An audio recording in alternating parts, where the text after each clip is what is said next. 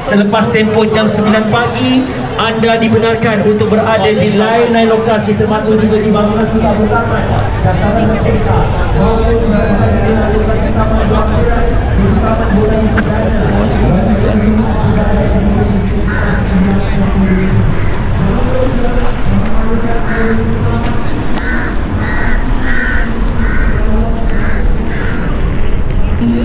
Kau ada dari mana? Aku nak sabar tapi kerja sini. Ha. Ambil RS dekat tak tahu lah second hand lah ni. Second hand Tapi aku dah order Zino dah baru. Oh, okey.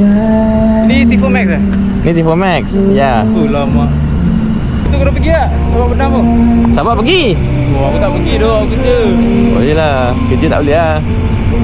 Jap. Tinggal lah. Lost ke? Ada. Okey, lost.